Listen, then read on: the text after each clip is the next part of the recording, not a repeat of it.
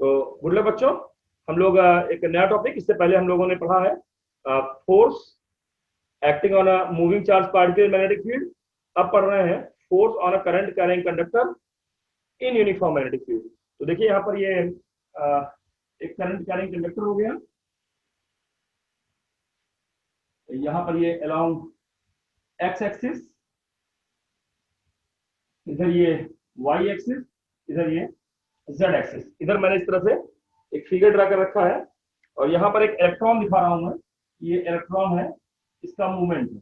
ये इलेक्ट्रॉन दिखा रहा हूं मैं, इसके मूवमेंट को समझा रहा हूं।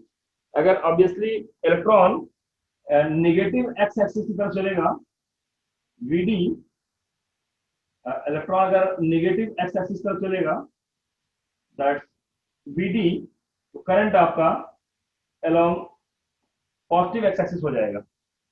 करंट पॉजिटिव एक्स एक्सिस पे है, इसका मतलब इलेक्ट्रॉन नेगेटिव एक्स एक्सिस पे मूव कर रहा है।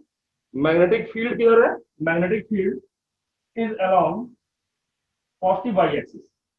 अब हम देखेंगे according to Fleming left hand rule के हिसाब से what is the force acting on the electron. तो मैग्नेटिक फील्ड के डायरेक्शन में हमारा फोर फिंगर इलेक्ट्रॉन के अपोजिट, मतलब पॉजिटिव साइड डायरेक्शन में, that is the direction of electron के अपोजिट। ये पॉजिटिव चार्ज की डायरेक्शन हो गई, तो यही आपका करंट की डायरेक्शन है। तो परपेंडिकुलरली थंब जो है बता रहा है फोर्स किधर लग रहा है। फर्स्ट फोर्स आप देख रहे हैं इस पर पॉजिटिव जेड एक्सिस डायरेक्शन में आ गया।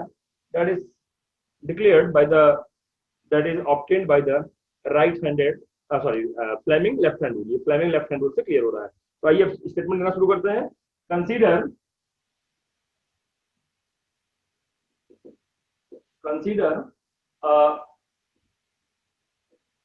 current carrying conductor, consider a current carrying conductor conduct current along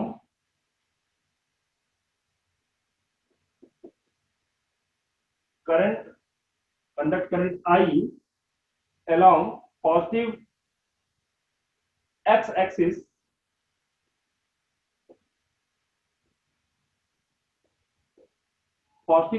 direction inside uniform magnetic field B along positive y axis as shown in figure। ये बात क्लियर हो गई होगी आपको कि यहाँ पर एक करंट कंडक्टर रखा है, पॉजिटिव एक्स एक्सिस डायरेक्शन में करंट आई फ्लो कर रही है। इसमें कैपिटल आई स्मॉल आई में कंफ्यूज नहीं होइएगा, दोनों इंडिकेशन दिखा सकते हैं। कैपिटल आई दिखा दिया मैंने इसको।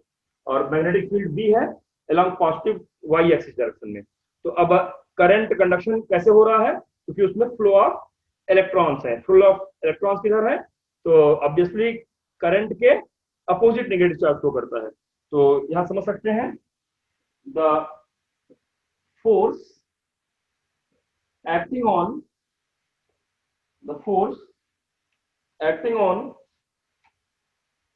इलेक्ट्रॉन, कौन सा electron? Free electron moving along negative x axis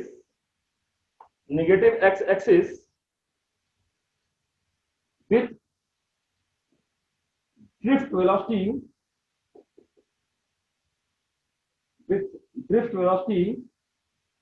vd is small f कितना हो जाएगा? तो आप जानते हैं कि कोई भी चार्ज जब मैग्नेटिक फील्ड में मूव करता है तो फोर्स कितना लगता है? F is equal to q v sine theta. या अगर उसको हम वेक्टर फॉर्म में लिखें तो F is equal to v q v cross B. याद कीजिए जरा, क्या था समझाया था आपको मैंने? F is equal to q v cross B. तो इसी बात को यहाँ फॉलो कर रहे हैं। F क्यू कितना है? यहाँ माइनस में है, तो माइनस ई इलेक्ट्रॉन का मामला है, वेलोसिटी कितनी हो गई v d cross product magnetic field V.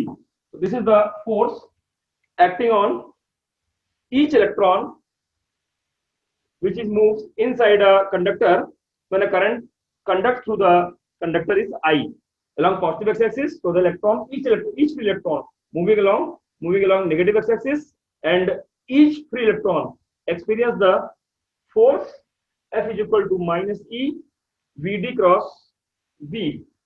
So let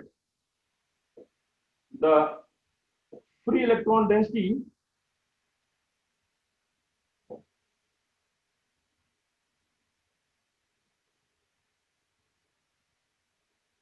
small n cross section area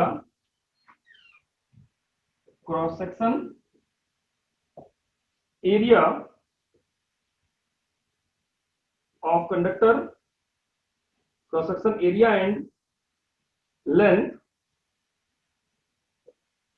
of conductor is A and L respectively. Then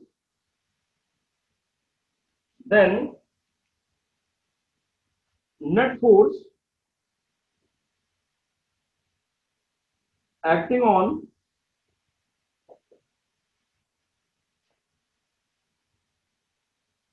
current carrying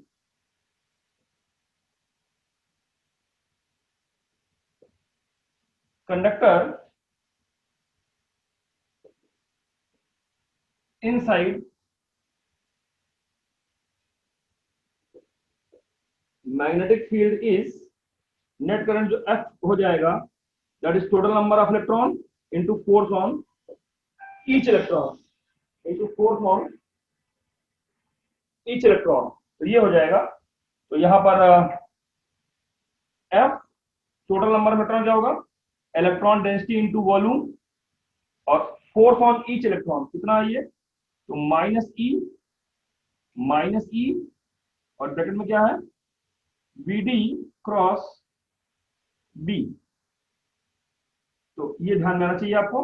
अब इसको हम थोड़ा सा एडजस्ट कर लें तो क्या आ जाएगा ये, F is equal to minus n e a Vd n e a Vd ये आ जाएगा इंटू L क्रॉस B आ जाएगा. बट यहां पर आपको एक चीज दिखना चाहिए, but minus n e a Vd into L को हम I इंटू L के फॉर्म में लिखेंगे, I इंटू L के फॉर्म में लिखेंगे. यहां पर देखा, यहां पर ये I को ये NeAVD यही तो I होता है, वेक्टर फॉर्म में देखिए यहां लिखा है Vd के जस्ट अपोजिट, तो I into L current element का टर्म समझाया था मैंने, IDL कहां बताया था, बायो-सावर्ट लॉ में, I इंटू DL लेंथ का मल्टीप्लाई करते हुए यहां पर हम इसको वेक्टर फॉर्म में एडजस्ट कर सकते हैं. देन तब ये क्या आ गया, then F is equal to I L cross B. F is equal to I L cross B. ये इस फॉर्म में आ गया. और अब हम इसको अपने हिसाब से एक्सप्लेन करना शुरू करते हैं. इसमें क्या क्या बातें आपको दिमाग में आनी चाहिए, एडजस्ट होनी चाहिए, ये बात आप देखते चलेंगे. ये आपका मेन कॉन्सेप्ट हो गया कि ईच इलेक्ट्रॉन पर फोर्स लगा लिए, और अगर इलेक्ट्रॉन डेंसिटी n है, लेंथ और क्रॉस सेक्शन एरिया L और A है, तो टोटल नंबर ऑफ इलेक्ट्रॉन्स एक के लिए मालूम था F स्मॉल f फोर्स, तो पूरे के लिए हमने कैपिटल F फोर्स निकाल लिया. तो यहां से आपको ये क्लियर हो गया होगा. Hence magnitude of force acting on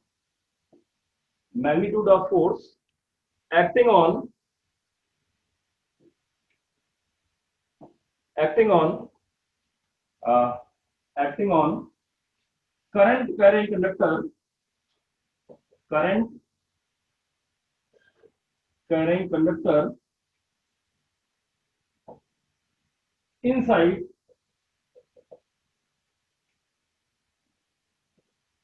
magnetic field is F is equal to ILB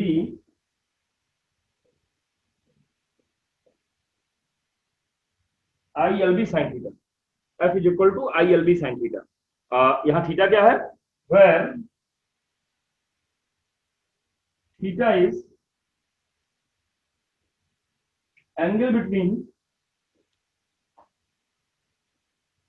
direction of current and direction of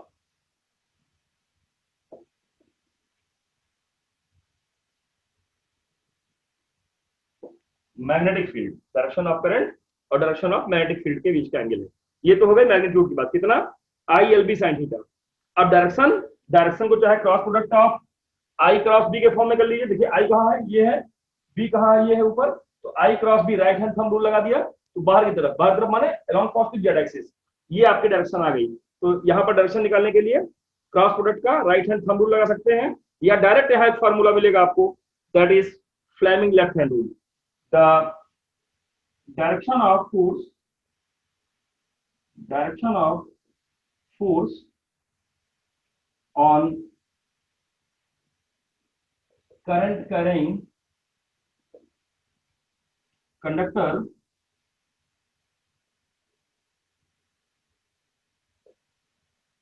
in uniform magnetic field can be determined by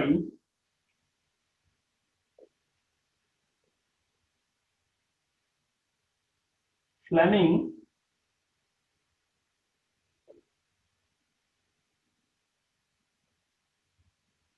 left hand rule, can be determined by Fleming left hand rule। और Fleming left hand rule क्या है? यही हम लोग के अगले video में या अगले लेक्चर में चर्चा होगी, और इस पर आपको कुछ न्यूमेरिकल्स दिखाएंगे और फ्लेमिंग लेफ्ट हैंड रूल को बताते हुए उसका यूज बताएंगे। तो उम्मीद है ये लेक्चर आपको समझ में आया होगा। ध्यान से देखें, समझें, और जहां दिक्कत आए उस पर जरूर कमेंट करें।